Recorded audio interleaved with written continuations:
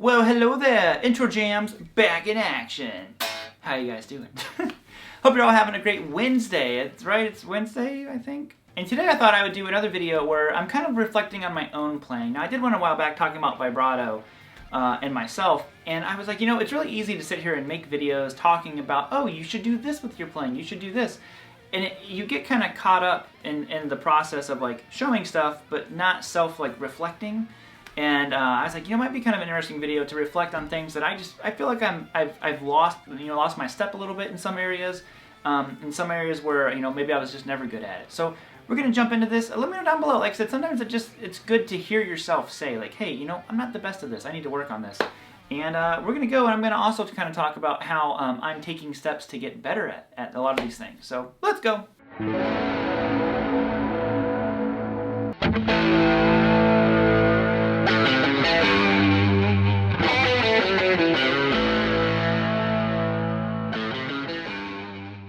Alright, first up, we're talking about, at least for myself, making music. Now, obviously, you've been seeing these intro jams, which kind of like is already going to answer what I've been doing to work on this, but there's, long spurts of time where I didn't put any effort into writing music on here, like recently.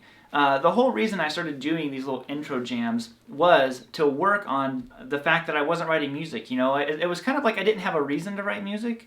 I typically do that kind of stuff for a demo or if I'm doing like session stuff for someone else. But I was like, I'm going to challenge myself to write this because I mentioned in another video, I've been watching a lot of like Tom Bukovac videos. And to be honest, it was his stuff that really got me wanting to write music again, not just practice and play, but to write music. So I challenged myself to make these little intro jams all the time, as much as possible. I don't know how long I can do them, like 3 or 4 a week, like what I have been doing.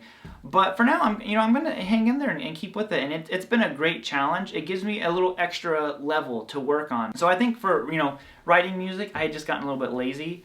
And these, like I said, these intro jams, it keeps me wanting to try a little bit of a different style. It's all kind of rooted in rock. I mean, at the end of the day, I'm just a rock guy. But, different little like quirky things, little things I'm picking up from Tom and guys like Sean Tubbs and all this stuff. It's just Tim Pierce. I've been stealing some stuff from Tim Pierce. And all these guys, man, we're fortunate that they're sharing this. And it's really been inspiring for me to play the music. So if you're not writing music, man, get on it. Get on it. Now next is jamming, and this is what I mean by this is jamming with other people. I feel like if you're used to playing live, like I played live a lot when I was younger and was in bands and jammed all the time with people. You start to develop this kind of like intuition when you're playing, and I realized the recent times that I've jammed with people, like I was jamming with my buddy Sam Colson in a video, and I was like, wow, it's weird. Like I can jam to backing tracks, but when you were jamming with this other human, I quickly realized, I'm like, I haven't done this much, in years, really. Every once in a while I do it. And it really made me realize it was such a weakness in my playing now, that player's intuition when you're playing with another person. Not a click track, not a fake drummer, not a backing track, none of that stuff. Like a real other person, because there's all kinds of discrepancies. Like, if you get used to playing with a click track and drums all the time, the second you go to play with someone who's real, it's so hard because there's variances. Like here, it never varies. It never varies. It's always consistent. So I'm 100% this year. For one, I want to start a band again, get back to playing live, and just jam with more people is really what I want to do. Obviously, with the COVID stuff, it's become a little bit more difficult to do that. But that's still a big goal of mine, and I 100% can acknowledge that I'm lacking in those areas because I've been so focused on all like the YouTube stuff. I haven't been jamming with other people, so that's gonna change, and I really encourage someone else to like. If you haven't done it in a while, try to jam with someone who plays live a lot. They're beasts for sure. Like I said, when I was jamming with my buddy Sam, I quickly realized how outclassed I was in the jamming realm. So it's good stuff, man. Just sit there and jam.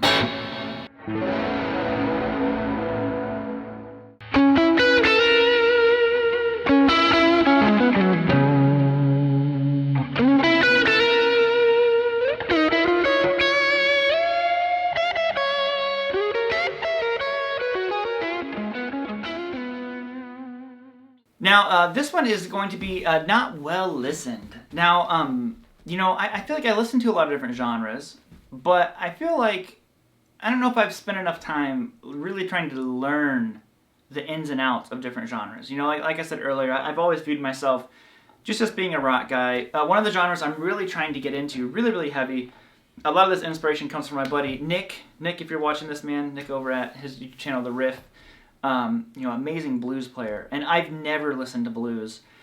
Just very, very briefly, you know, SRV is kind of like the extent of my blues, and then next is like Angus, which is a very rock-based blues. You know, I've never listened to Albert King and all this kind of stuff. And I'm finding myself needing to travel down that road more because I love hearing these guys play, and I've tried to work on my phrasing so much in the past couple years, and I'm like, okay, a lot of this blues stuff is really helping, and I quickly realized how much I was missing out on, you know, so it's just kind of stepping out of your comfort zone. You know, it's like when I would play bluegrass music with my dad, you know, it was very, very out of, you know, bluegrass has such a swing to it. It's hard if you're, you know, a straight, you know, 4/4 kind of guy to do that swing and you know, just jump into it. So all that kind of stuff. I'm just trying to be more well listened and just really trying to understand what I'm listening to, not just listen for the sake of listening, but like just break down the concepts of it. You know, that's what I'm trying to do with that stuff. So, you know, I need to listen more and then learn more. And the final thing here that I've also been trying to, you know, it's kind of a weird one, but it's just understanding more, which this falls into theory. I've been really diving in, trying to understand different chords more, you know, scales, all that stuff. I've been, you know, putting a lot of effort into learning that stuff. And I don't want to do it too much because I love kind of the idea of just rolling with it. Like whatever happens, happens. You know, a lot of times still I just play stuff and it's not with any kind of theory behind it. It's just, I don't know, like your hands just do it. It's hard to explain. So I don't want to lose that, but I also want to understand that sometimes I just get stuck and I'm like, man, I can hear, like I know what I want to hear next and I don't know how to like do it. And I feel like theory helps a lot with that stuff. You know, I was doing something the other day. What was the riff? Oh yeah, it was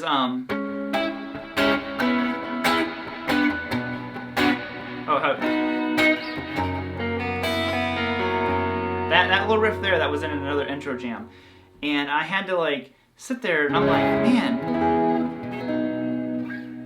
and I kept going, but then eventually I figured out, and I feel like with theory I could like adapt a lot of this stuff more and have much more creative chord progressions than kind of like I'm pretty basic with my chord progressions. You know, I'm not doing anything too crazy. My guitar went out of tune.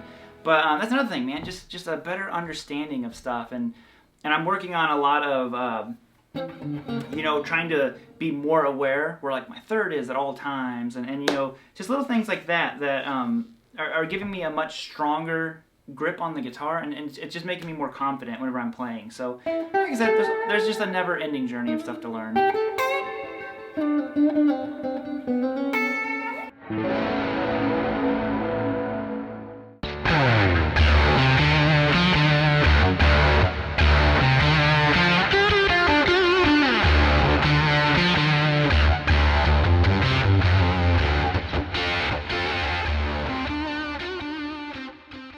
So there you guys have it. How have you been doing with all this stuff? What have you been working on? What are you, you know, kind of acknowledging that you need to work on? Because, you know, it's one thing to kind of like be like, hey, I need to work on this.